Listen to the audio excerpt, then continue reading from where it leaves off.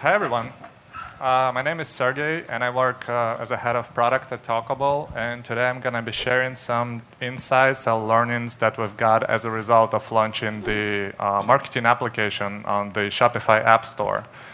So a little bit on how we actually currently find customers. We work in B2B segment, and we are a referral platform where any merchant can launch their referral program right on their website. And so the visitors on the site can start referring their friends to buy. And this is like an effect of the accumulative sales that we are bringing and generating to the customers, to e-commerce businesses. So how we currently find those customers, as those are quite rare breeds, I would say, because there's just 6,000 stores out there on the US market that are relevant to our business that generate over 4 million in annual sales. So we currently invest into sales. Of course, we have account execs. We also have SDRs, sales development reps. And we also invest into ads, Google, Facebook, LinkedIn, other ones. But how do we find some other ways how to find those customers? We just grow them. And that was that idea that we're validating currently, and we decided to launch the free application of our premium product to the self-serve users on Shopify. And so what is a Shopify? Yes, it's a leading e-commerce platform where anyone can just spin up a store in just a couple of clicks, right? And then I've got an email a couple months ago from Ali. Would you like to talk a little bit more about this experience? And yeah, it would be great if you can just go straight to the point and show some numbers. So here's the numbers. ARR is 7 million, 300 customers, and 60 people in 2 offices, San Francisco and Kiev. Mostly it's Kiev-based, 50 people sit in Kiev. And yeah, we currently generate 7 mil for 300 mid-sized and enterprise customers, but we also have SMBs generating approximately between 4 and 10 million ARR in sales. And yeah, we also have customer services team in Kiev, professional services team in Kiev, SDR team is also in Kiev. So basically in San Francisco, there's just sales. And CEO, of course, is a visionary. So professional services team, what they do, they provide this high premium service to our end customers to make referral campaigns look in brand. So you can't tell the difference when you are visiting their website and landing on a referral page. You can't tell the difference that it was done by Talkable or by someone else. It really looks in brand, like it was done in-house. And then what is Talkable Referrals? It's a free version of the premium version of Talkable, like the main platform, that's free of charge. And it's solely focused on just Shopify, as that's like the vast majority of our customers. Like 25% of our customers are in Shopify. The rest of them are spread out, like 7% Magento and so on and so on. So far, we launched the app in July. And right now, we've got 500 active monthly customers using the app. And the install rate is approximately 10%. Sometimes it's even 20% based on the traffic and the quality of traffic. And then we are also getting like 6 to 10 leads per month to the main premium platform from the free application. So it's basically like a lead generator for us.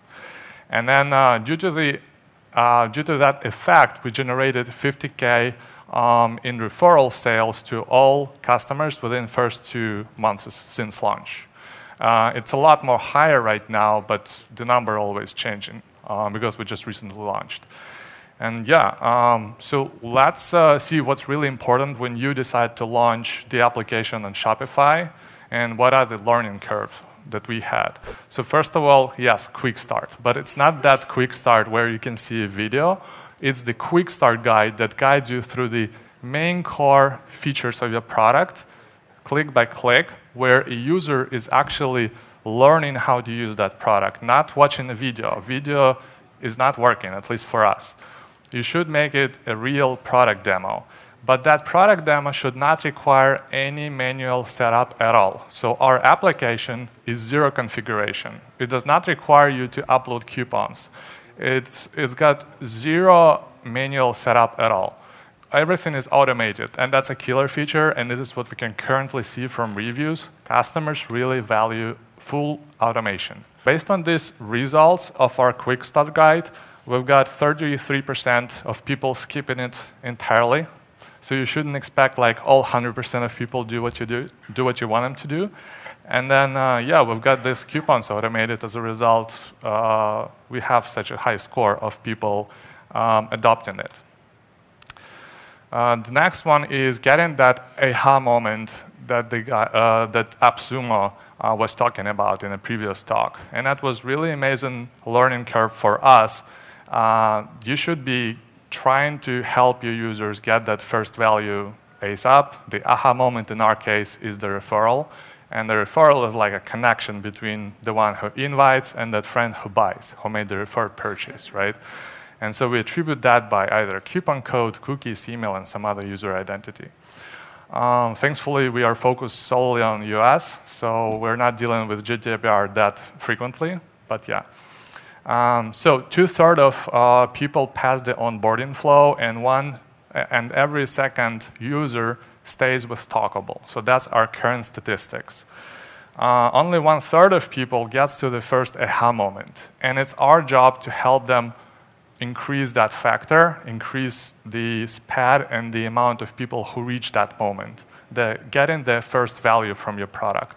And how we can also think about some other ways how to help them out is not necessarily to help them simplify the user interface, but additional features that may help, such as, for example, we just decided to embed email blasts right into our feature, right into our application, where in a single button, right after they launch, we just propose them to promote this referral program by sending an email blast to 100,000 people within their store database. It immediately increases the virality of the referral program as an effect, and it generates sales immediately. Another one that's really important is help and best practices. There's 20% of people who really don't like talking to support at all and who would like to be everything automated and self-service. They also like reading some best practices and help sections. And it's actually quite a lot of people, 20% of users, right? And so you should be having some sort of help section on your site that answers most frequently asked questions, as well as provides some guidance on how to launch. Because, as I said previously, 1/3 of people just skip the onboarding, and that would be really helpful for those guys to actually have some resource to explore. The next one is uninstalls and installs. So that's really crucial to measure as you are developing the app going forward and improve it. So here's our current stats. We've got 340 monthly installs, and then half of those were uninstalls. So you should also realize that every second guy deletes your application. But then out of those, every second guy also reinstalls the app. So it's very crucial to support that reinstallation user experience. I suggest you do not delete any of the data when they first delete your application. You may do so after a year, for example, of time. It's just very crucial because it makes such a smooth user experience, and customers say thank you for that, because as they come back to you, they will see exactly the same data, and they don't have to spend time configuring or reconfiguring what they did previously. The another one is deep integration. So we're not just talking about one application, right? Customers value the whole user experience. And if you take a look at the average customer of ours, they have tons of applications, and Talkable referrals just sit down below. So you shouldn't really expect that you are the only one who's doing referrals in our case, or ESP integration, some kind of. We should also be realizing that you work with so many different applications, and you shouldn't be dealing with conflicts. Otherwise, you will be getting bad reviews. So in our case, that was ESP integration. Klaviyo, MailChimp, some other ones. Everything should be automated and flexible. So as a result, you're not spending any time dealing with reporting. You're not spending any time on support, trying to pull emails manually. So all that should be automated. There was also one interesting case, where a customer installs 2 different or 3 different applications like loyalty, some other referral widget that pops up in every single page, and there was Talkable. But all those other vendors are solely focused on users that were already logged in. In our case, 75% of our data of our users are not logged in. They're anonymous, of course, because they're just browsing some stores to buy products. And since Talkable is abstract from user accounts, we can just show referrals to any not logged in user, and as a result, we're just getting 75% of the whole performance. So it's just important to make things meet. Here is some other one, that's support. Of course, people value support. Support was driving us 100% of reviews. There was no automated way that efficiently drives authentic, real reviews. And if you can just find our application, like on Google, like Talkable referrals, you can just see what are those reviews. They really look real and authentic. They're not looking like fake reviews. And there's also like a link to the store that you can check out in order to verify that the Talkable is installed. And that's really helping out to drive that snowball effect going and to increase the amount of impressions we are getting right now, and it's growing. So one interesting fact here is that most busy supporter days, and I'm currently on support for this application while it's starting, is Monday and Fridays. Some interesting stuff. Then how do you build a go-to-market strategy for a marketing app? We burnt $1,000 on ads when we just first and spin up the first MVP version of this application. We burnt 1,000 and got close to 0 installs, just because we had 0 reviews at that time back in the day. So the suggestion here is to wait until we have at least 20 reviews on Shopify that can also be applicable to Magento or any other platform, just to get some bare minimum of reviews. And you can find that on the internet, what is the average one in your niche, in order to start investing into paid ads. Otherwise, it's just very inefficient, and for that, I would instead suggest you to do something else, but not paid ads. Here is an example of our 5-star review. Actually, we don't have other types of reviews. It's just all 5-star because we just generate them through support, and as a result, if we see the customers happy, we can just propose them to leave a review, and that really drives that review. So in our case, that was that. And also, one important thing to note is that Shopify sometimes randomly pick some cool applications and highlight them on the homepage of Shopify.com website. And that can drive you 4x in performance. And I can also suggest to visit Indie Hackers. That's the community of small little indie developers who, or maybe small teams of developers who invest their time into bringing some new idea to the market, and then can be Shopify or some other platforms. There you can see the whole story of from idea to execution and the results. So that was a very interesting resource for me personally, because this is where I've got so many connections and expanded my personal network by making friendship with people who already built those applications before. Forums and blogs. This is like kind of a guerrilla marketing strategy. Since we are not investing at the start into paid ads, it's very important to visit Shopify forums, blogs, and visit some relevant threads about marketing in our case, and help people see what's Talkable and what it does, because people are frequently asking for suggestions on where do I find the application for referrals, for example, or where do I find some kind of other applications that makes me do this, or that. So that was very helpful. It actually doubled our impressions per week this way. Another one is the contact page on our main website for the premium edition of Talkable. So since we are not working with smaller customers that generate less than 4 million in annual sales revenue, we just disqualify them. And the way we have set it up is that on a contact page, when you choose 0 to 4 million per year annually, per year sales, and if you choose Shopify as your platform, through this Salesforce, we set up an email that goes out automatically to the prospect saying, unfortunately, we can't proceed you forward, but here is the link to our free Shopify application that you can just give it a try and see how referrals work for your business.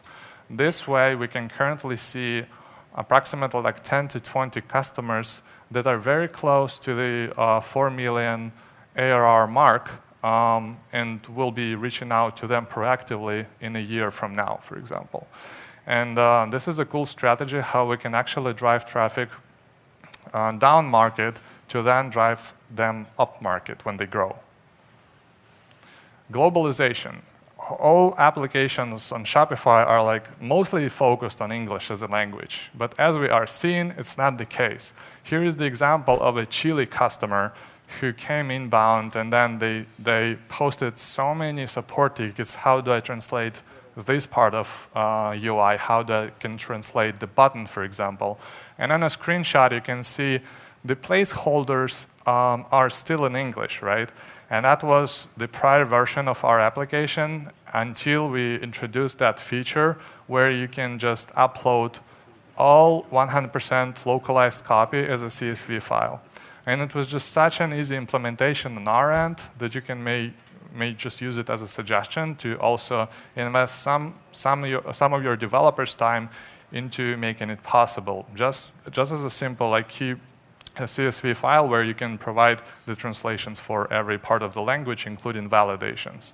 And so in order to support validations, of course, this should not be working with English from backend, but the backend should be sending you some codes of that errors. Another example was Canada. It's a unique country because it's got French and English, two official languages, depending on the region where you are at. And so what we learned from there is the different currency formatting. So for Canadian dollars, for French-speaking people, it's actually not through comma, but through space. And there should be some different abbreviation added to that. And so we actually learned that there should be this kind of some other variable to the application that defines the language. And basically the language defines the currency formatting. Not the country that defines it, it's just the language. Building your ecosystem is really crucial. So the suggestion here is that inside your application, you shouldn't be building reporting suite that's very detailed. You should just be passing all of the data that's available within your application to the place where your users analyze the data. Your users will be unlikely to analyze all the data within your tool because they are probably already using Tableau or maybe some other tool where it can just visualize the funnel, where Talkable in our case is just a small little part of that funnel. And it's crucial for us to pass us all of this data to their endpoint whenever they just store the data and analyze it. And that data should be accurate, of course. So in our case, we just never decided to invest into any detailed reporting suite, and instead we're investing our time towards some flexibility of the integration with different systems and applications that just pass this data to their end. Of course, within Talkable application, you may still see some high-level numbers that just show you the performance. But if you want to drill deeper into that, this is where you would be using some other tools. Customizations. All of the customers ask for something custom, right? And it's inevitable. It's just a matter of time and efforts that make sense to invest in order to bring those customizations to life, whether those are applicable to the roadmap that you have. Of course, you should have a vision, you should have a roadmap. But then, if you are not doing any customizations, that of course raises support tickets that just kills the performance of your team. Me personally, for example, since I'm dealing with support right now. And we had this very frequent request, the most frequent one, from customers that they were asking, can I position your referral program onto a standalone page instead of being a widget on every page? And as we decided to wait until a couple of more requests, 2 days later, we actually decided to implement it as a feature and see how that goes, whether it dramatically decreases the visibility of the referral program. And then only once we validated that this feature does not actually decrease any of the performance factors of our application and actually decreases the support tickets amount, only this way we can decide that, all right, so let's keep this feature, still it's not a recommendation from our end to use this feature, but it greatly decreases support tickets, but the point here is that it should not decrease the key performance indicators of your business or application. Divide and rule, that's like the major principle here. How do we expand, right? Because there's so many different interesting applications and areas to explore where referrals as a marketing initiative is just such a tiny piece in the whole online marketing world. And then there's also email marketing, there is loyalty, there is lead generation tools that convert visitors to them first purchase, right? Referrals that can acquire new customers to your business, loyalty that retain your customers. So how do we expand all that? Definitely not through the single application, we pass that step. If you add more and more stuff to your application, you might realize that the configuration is different, the reporting is different, the whole user experience is different. And this is where we ended up with that idea from Google when you just click some navigation button and it just shows you all of those different tools and services that are available from that company, right? And then as you navigate into that tool, it will just show you some completely different user interface, completely different user experience and reporting. And all the infrastructure is different there as well. It's done on purpose, and we think we love that because one thing at a time, that's like the main principle that we follow. Referrals as an application is just such an easy concept that is zero configuration, that's super friendly to the users, and that idea should be also applicable to all other things that we will be doing. But the crucial part here is the shared account.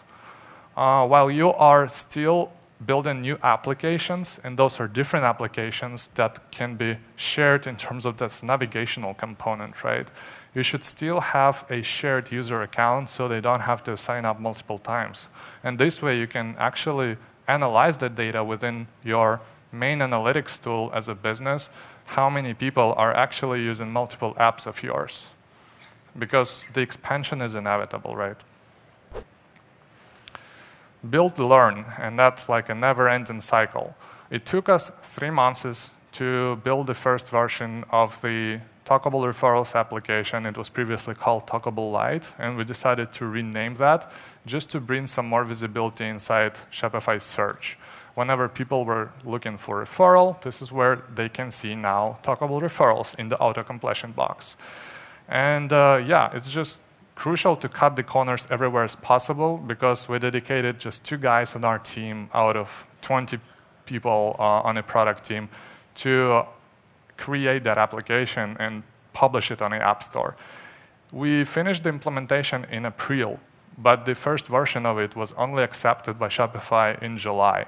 So it's crucial to also realize that it takes such a long period of time to iterate over and over again until you pass all the requirements from Shopify team.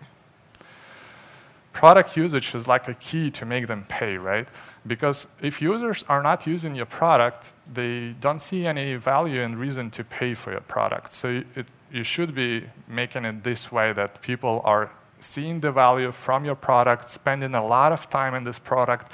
In this way, you can just be selling service component on top of this product. That's basically a great margin in our premium version of Talkable. And to summarize that, onboarding, getting first aha moment quickly, ASAP. Help section, support, and deep integration, all those are very crucial key factors to making sure your application is a great application and performs good. Thank you.